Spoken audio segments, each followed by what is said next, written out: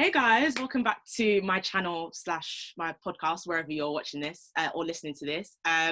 Podcast is called You Don't Have the Range, and I'm joined here with Deanna. Am I saying it right? Yeah, Deanna. Deanna, and Deanna is the host of a podcast called The History Hotline, which is an amazing podcast that covers a lot of racially based history, especially in Britain, which is so often overlooked. And I have asked her on today to talk about The Crown, and yeah, I'm super excited. I'm super excited. How are you feeling today, anyway? We didn't even talk about that. We've just been stressed out about like Zencastr. Yeah, technical issues. Literally. I like The Crown. It's interesting. Yeah, I'd say interesting because I think because I'm a bit of a history nerd, I spend my whole time googling, did this actually happen? Yeah. Same. To I be fair, I think most people do. Yeah, you have to, because some of the stuff is so unrealistic. Like that man that broke into Buckingham Palace. That was like, real. That actually happened. I know. I was literally there like, oh, no way. But then it happened and I was like, insane. That did happen. It's been really cool to watch it with my dad, because that's the era that he migrated to the UK in the 80s, where so many Nigerians and Ghanaians migrated here. So he was just like, oh yeah, I remember seeing that on the news, and yeah, like this is what was happening in the Black community when Margaret Thatcher was doing this and that. So yeah girl. So I'm just gonna quickly go through like what we'll be talking about today and kind of like where my head is at with The Crown. Okay, so as we know, like this, I'm just reading from my notes, so if people on the YouTube can see me, that's what I'm doing. So as we know, The Crown this season is heavily centered on the marriage of Prince Charles and Diana. Prince Charles being the thought that he is, and a lot of Black people, I think, tuned in to that because, you know, Prince Diana's like my mum's best friend. Like literally, you guys bullied my mum's best friend. So a lot of people tuned in, and I think a lot of white viewers tuned in for the first time. And as I was watching the show, I wanted to know, I was very interested, as we've been talking about, how true to history the show is. And recently, one of our ministers in Parliament, Minister for Culture, basically mentioned that there should be a disclaimer on the show before the show starts to let people know that the show isn't always historically accurate.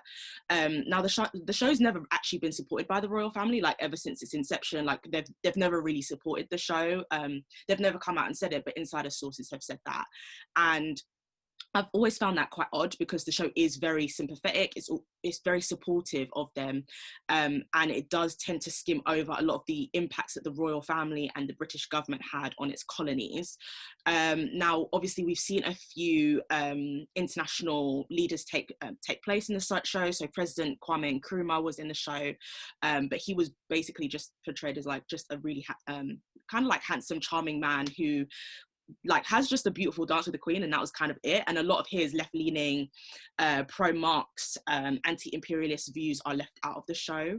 Past shows have humanized leaders like Winston Churchill, who we know was absolutely awful, and stood against women's suffrage, and also killed thousands of Indians during his tenure. And he was just very, very much against India gaining independence, and that too was skimmed over. Now, this season obviously shows Margaret Thatcher, and they do tend to take a humanizing approach to her as well. And what we're going to be talking about today is basically like, can we watch this show without a critical or historical eye, and can this show be a problem for posterity? So first of all, I want us to go back. So for people who don't know much about the royal family or know much about UK politics, let's get really geeky. Let's go there. I would really like to talk about why we even kind of have the system that we have. So like, why do we have a parliament and a royal family? Take it away. Essentially, in my head, I just want to be like, well, that's just the way it is. We just got to deal with it. You know, we've got the two systems. I'm going to go back, though, to the English Civil War. Yeah, that's what I wanted us to talk about. Yeah, I figure that's a good place to start. So before that, we've got full monarchy. The monarchy has complete control, you know. When the monarch says, this is what we're doing it. There are, you know, no questions. But I think it's important, and I think The Crown does it quite well, is to remember that all the monarchs had advisors. And the advisors are very important. I think there's a point where the Queen has to choose who her advisor will be, as her father has passed away, and she has to now decide she's going to have the man that's truly next in command, or pick the one that she's more familiar with. And that was an important decision for monarchs. Now, in the English Civil War, essentially people were kind of fed up with the monarchy, you know, as people kind of are now, they sponge a lot of money from the country that could be used on other things. Yeah. You know, there are people literally that do not have food and water. And so the kind of questions about what their purpose was and should they have so much control over Britain were being asked. And so there was a civil war, and it was essentially parliamentarians who wanted a more democratic approach to governance versus the royalists. And the royalists lost. It was a 9-year war, 9 years, and the parliamentarians won. And Oliver Cromwell becomes Lord Protectorate of Britain. Now, I just find it so funny because he is like, you know, this big parliamentarian. He's like, we don't want to go back to the ways of the monarchy. And essentially, he just does the same thing. He puts himself in all these grand places. He becomes Lord Protectorate. It's very, he had a very authoritarian rule. And those Puritans really, you close the theatre? They weren't having entertainment. No. Everything lock off. It's locked. Literally. So essentially, you know, Oliver Cromwell does his thing for a little bit, and then he dies. And I find it really interesting because he dies of kind of like natural causes. Like I think he had like a gallstone or something. And then after his death, there's the restoration, and the monarchy is restored essentially. And Oliver Cromwell is dug out of his grave. He buries himself. Well, he doesn't bury himself. He's buried in Westminster Abbey as Lord Protectorate. He's taken out and he is executed as a dead man. I'm screaming. I didn't know that. Yeah, they said, like, this is not happening again. And I believe this is why we still have a royal family, because they were like, nah, don't try it. Oliver Cromwell, you tried it. You died of natural causes. We're digging you out. And they put his head on a spike outside of Westminster. So he was an example. Even though he wasn't actually executed and he didn't go through that torture, you know, he wasn't allowed to rest. And they did believe in, you know, a dead body being able to rest peacefully in order to go on to heaven or to a positive afterlife. Nah, he didn't get that. And so that's kind of, I'd say, a main reason why in the wake and now we still have this royal family. Also, I think the crown gives the queen like a lot of responsibility, and I think it gives too much credit. I genuinely way too much credit. She doesn't do all this. She doesn't do anything. She just approves. She nods. Exactly. And I think that's the reason why we still got her. Because if she was getting involved, if she was poking her nose in where it wasn't wanted or voted for, then they'd have to get rid of her. But I think because she's so quiet, so passive, unlike her father would have been when the royal family was more involved. Yeah, I think that's potentially a reason why we still have it now. Yeah, because I mean, I'm looking at I think it was Charles I. So for people who aren't history buffs, just before the Civil War, it was basically because the king at the time was king of two places. So he was king of England and he was king of Scotland. And Scotland, they were just moving mad. There was madness, everyone was fighting, and he had a war going on there, and he kept on asking Parliament for more money. And Parliament was just like, we don't care about your stupid war. Like, we're not interested. We're not doing it. But the problem was that he had to ask them for permission. And eventually they just got fed up of it. Sorry, it was his son. Sorry, Charles. So James I and then Charles, his son, continued that whole thing of trying to bring Catholicism to the UK. And also basically trying to get Scotland under control, and the Presbyterians were moving mad as well. That's another thing. But what I find really interesting is the fact that a lot of other countries had revolutions, and we never really had a revolution in the UK. So like, basically, when I mean a revolution, I mean like people, it's an exchange of power, usually monarchs being killed. Absolutely. Chopped off heads, the guillotine, that kind of energy. They were on it, and I think it's interesting how in England that was never done. No. I think. Why do you think that is? They moved into what we call a constitutional monarchy.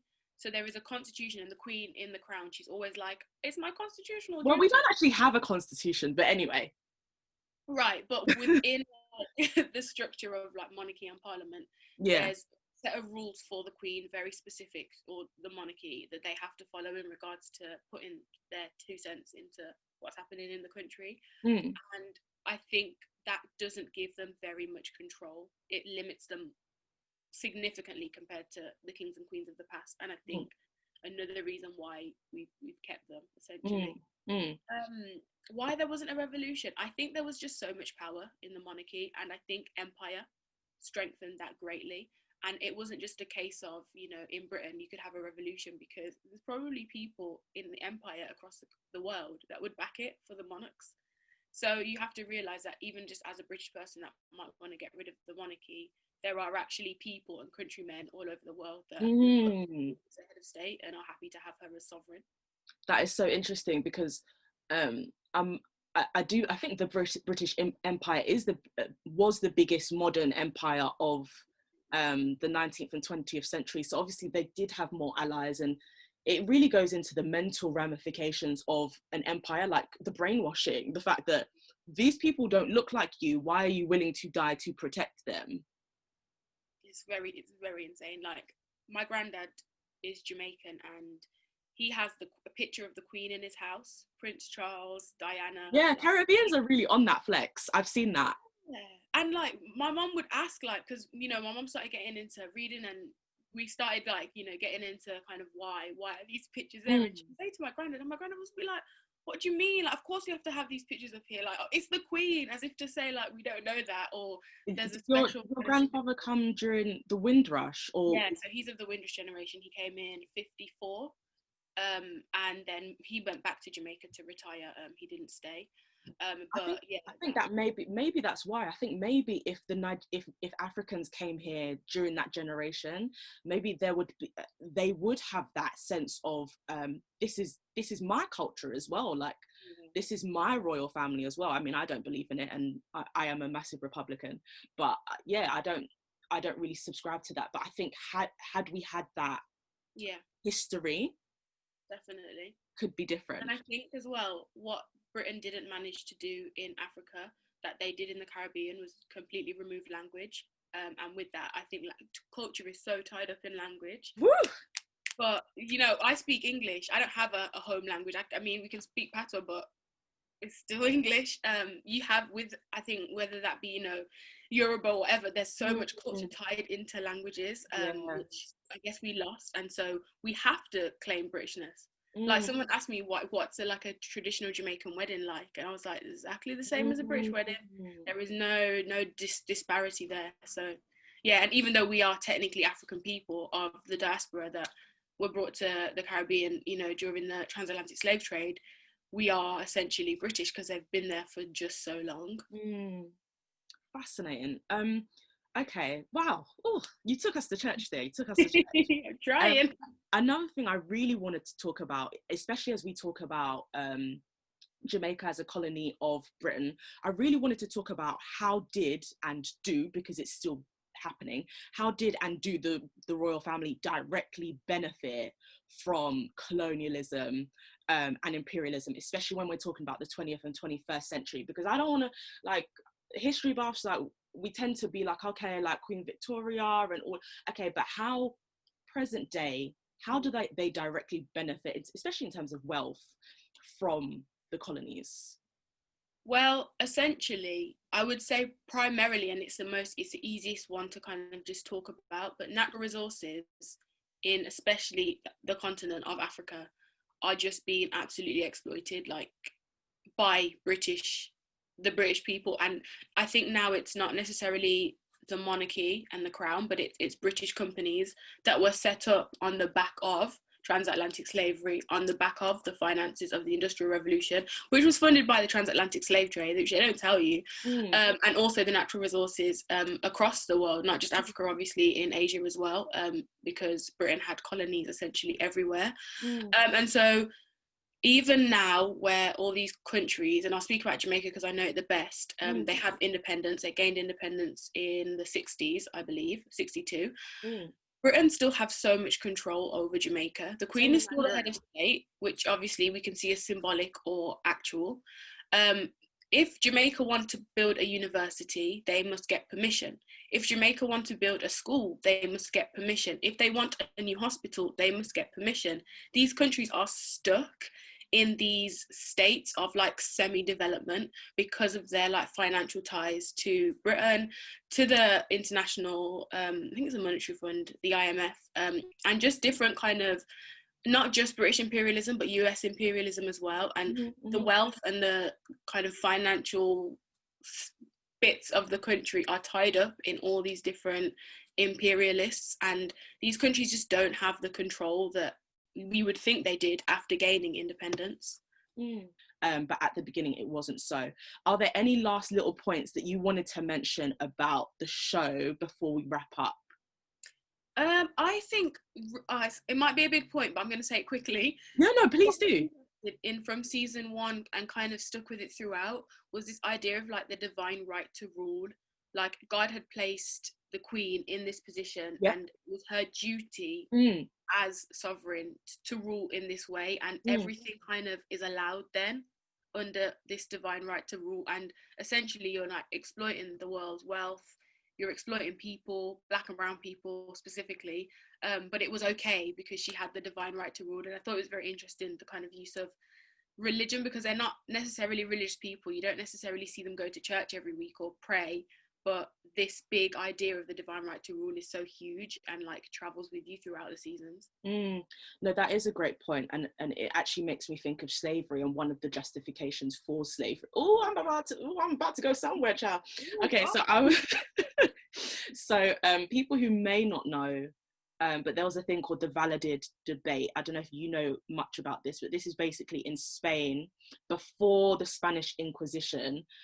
So if anyone wants to know, when it comes to slavery, the English weren't the first people. I'm rolling my eyes because I hate this period of history. It's just so trash. But anyway, so the British weren't the first people to invent slavery. Think of it. Obviously, they were enslaving themselves, but the idea of transatlantic slavery was really mostly done by the Spanish at first. And before they did that, they actually went to the Catholic Church, and they were like, "Do we have the right to just go to Latin America or South America and enslave these people and use their resources?" And the debate going on was that no, like, they're human beings, you can't. And the other debate was no, like, we are spreading the word of God, and as God's divine people, we have a right to conquer and civilize. You know, shit. You are? Civilize. Yes, exactly. And civilize these people. And there was even a major point in the debate where they basically said that they're less than human. That's actually the words used. They're less than human because they're not part of Spain and they're not part of the church. So this idea of rationalizing anything with religion, or rationalizing anything that has to do with empire with religion, has a long history. So it's just interesting to remember that people basically just use religion when they want to. Not everyone, but you know, especially white people in power. That's something that's one of the things they enjoy very much. It's one of their hobbies, actually. Exactly. So yeah, it's an interesting point about that divine rule, and it's something that even James I was constantly saying. He was just like, I don't understand why Parliament is here if I have divine rule. Yeah, exactly. It's just make it make sense. Make it. I don't, because I'm not getting it. No, we don't have the divine right to rule. Not at all. But yeah, no, this has been so fun. Definitely when I talk about something else history related, I'll definitely have you on. Please let people know where they can find you and all of that good stuff. So on social media, I am Deanna Lyn Cook, DeAnna Lyncook on Instagram and Twitter, and then the History Hotline is the History Hotline on Instagram and the History HL on Twitter, because Twitter won't give me more than 15 characters. Yeah, that's essentially me. Got podcast episodes every week. Tweet about history things a lot. I'm a history student. Probably will be for the rest of my life. So yeah, that's me. Thank you so much for having me.